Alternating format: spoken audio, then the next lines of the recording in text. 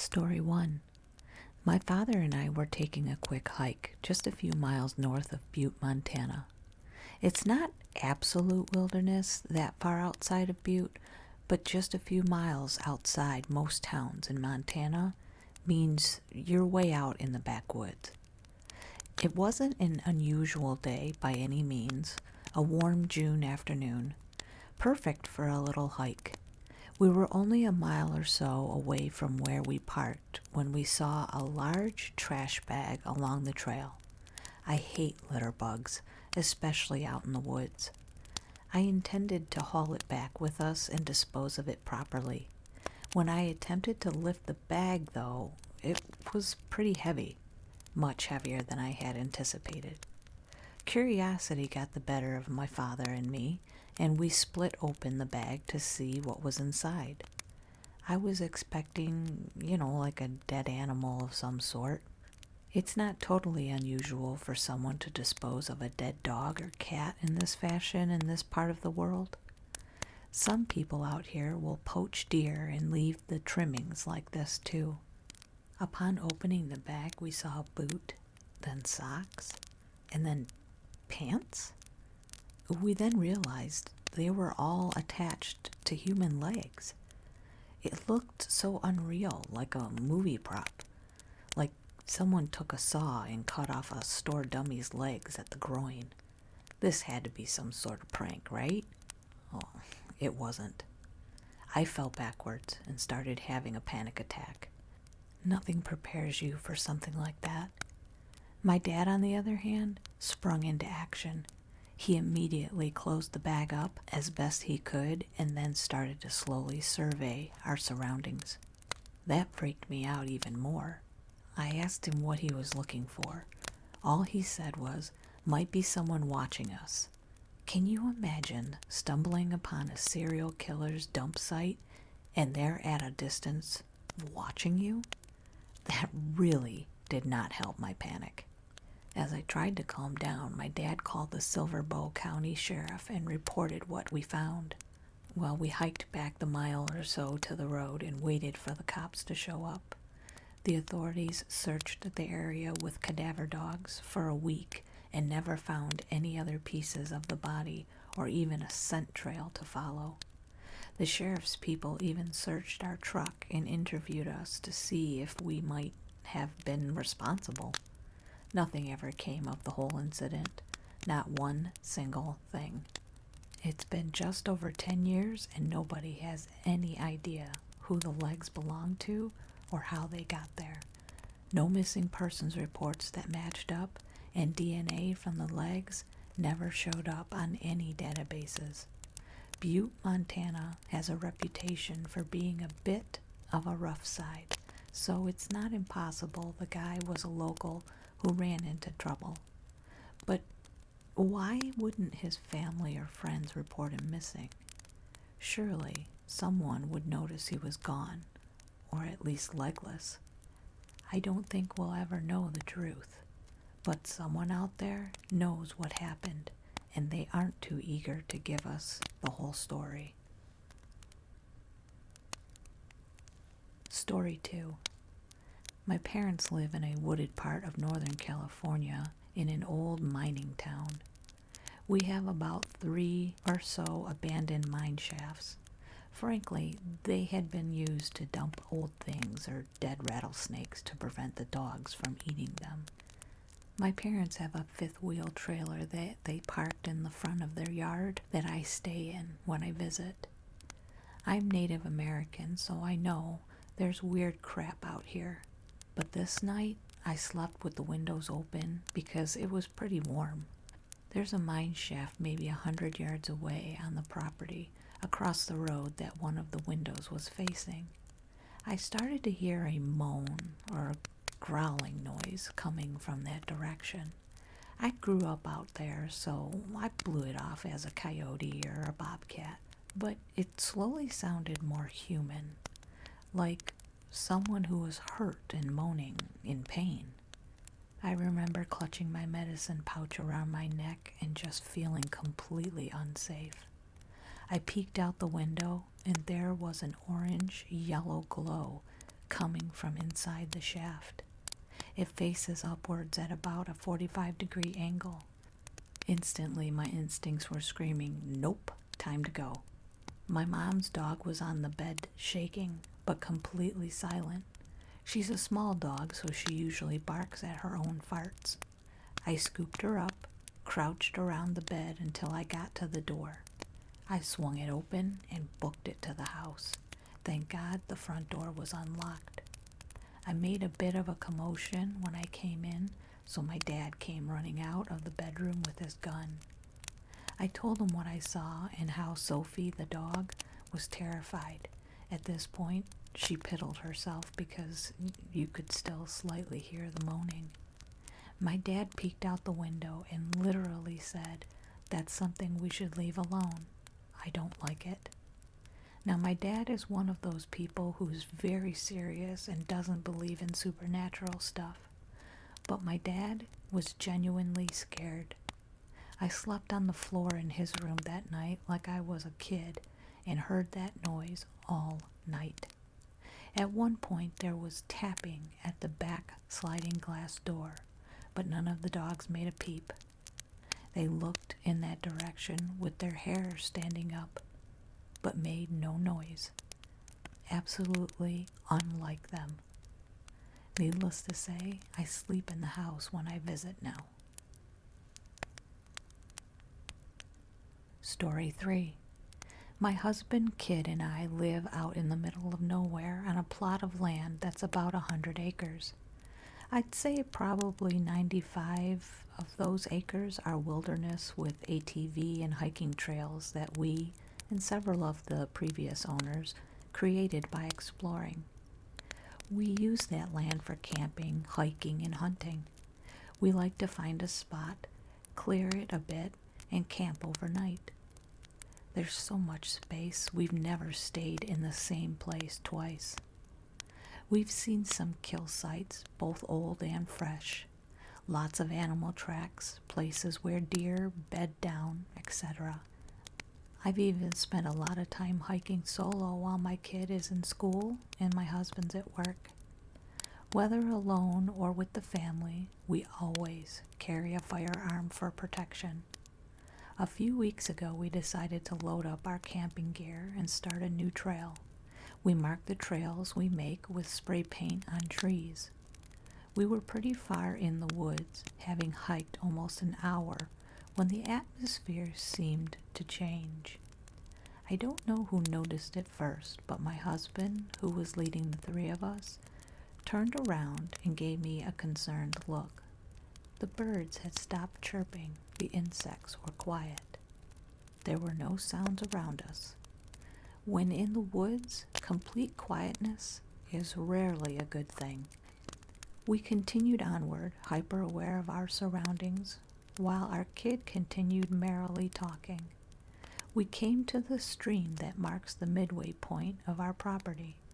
We stopped for a few minutes, my husband and I in a stare-down with each other. We both felt something was off, but didn't want to scare our daughter. I finally broke the silence and said, I suddenly didn't feel good and that we should go home. My husband nodded in agreement while our daughter voiced her protest. Too bad, kiddo. We turned around and started back. After going a few hundred yards, still in silent wilderness, I looked to my right and saw a person crouched down in a ghillie suit about 150 feet off our trail. I'm positive they saw that I noticed them, but they never moved. I cleared my throat to get my husband's attention, and when he looked back, I put my hand on the gun in the holster on my hip, which caused him to readjust his rifle in preparation of anything. I sped up my family and we hurried back home. I told my husband as soon as we were inside. We decided to call the police and report the trespasser. Filed a report and was told to call again if we saw anyone. A few days later, my husband and I went out alone and set up a bunch of deer cams. We didn't go back out into the woods for maybe a week. Then he and I ventured out to retrieve the cam footage. Out of the 9 cams we placed, we caught a person in a ghillie suit in 2 images. We handed copies over to the cops to go with our report. We haven't gone back out since, except to check the deer cams. Haven't gotten any other trespassers. It freaks me out even more to think of the few times while camping that we heard walking near our tent in the middle of the night. We always assumed it was curious animals, but now I'm not so sure. Story 4. Not something I saw, but something I heard. I was in upstate New York hunting in the woods during deer season last year. I had gotten to the stand I was going to sit in during pre-dawn hours, so it was still incredibly dark. I wasn't scared, even though it was my first time being in the woods while it was that dark. It was actually really exciting to be out there. And I was really looking forward to possibly getting a monster buck I would talk about for years, whose points would keep growing with every retelling of the story. Anyway, there I was, sitting in the dark in freezing-ish autumn temps, with a rifle across my lap.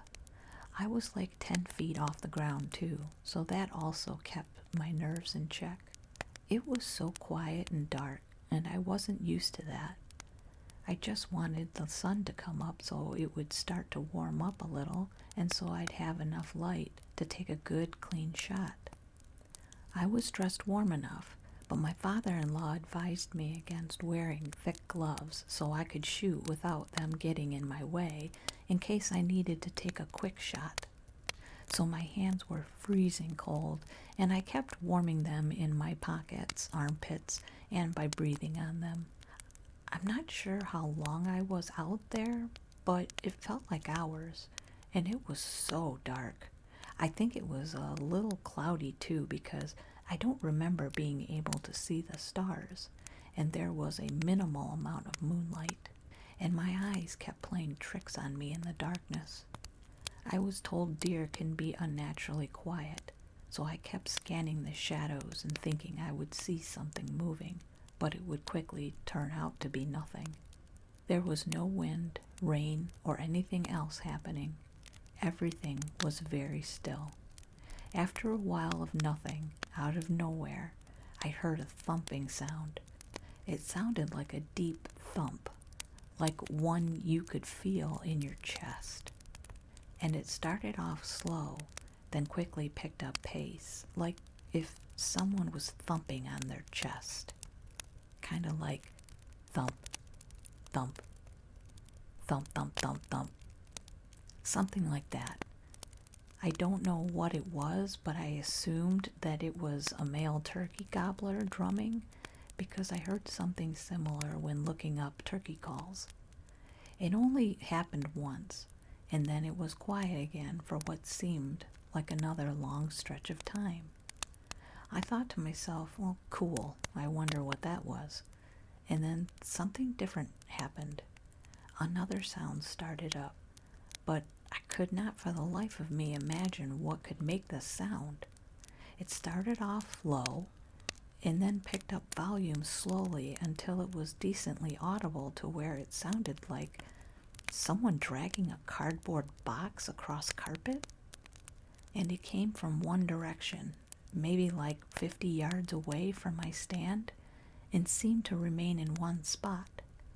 It went on for a very long time and would quiet down to a whisper, then slowly pick up volume again, over and over and over. I could not explain it, and it was continuous, keeping the same rhythm and staying in the same spot. I thought maybe it was wind, but nothing was moving, no leaves, branches, or anything. And it wasn't raining either, otherwise I would feel and hear it all around. And the sound stayed the same distance from me, only changing in pitch.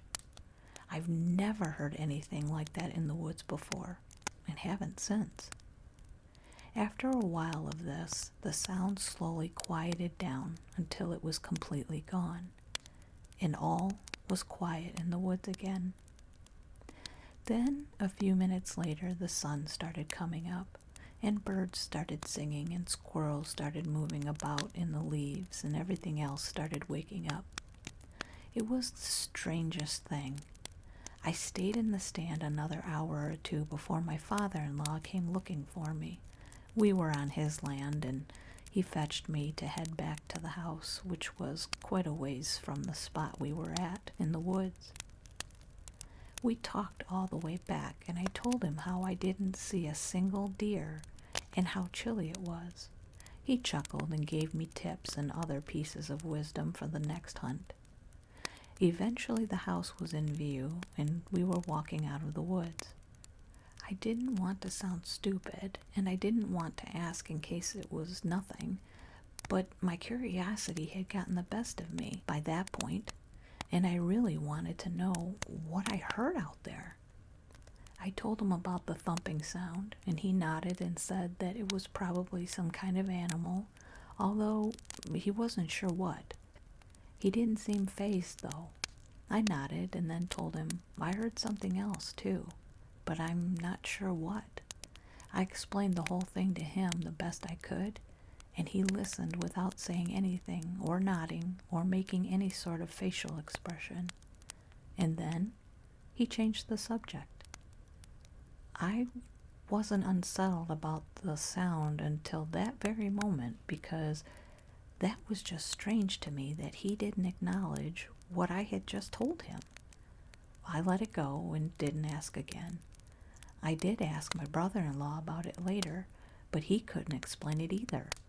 He said it was probably everything warming up and all the vegetation defrosting, but I told him how the sound seemed to only come from one direction and stay in the same general area, and how nothing else was moving at all.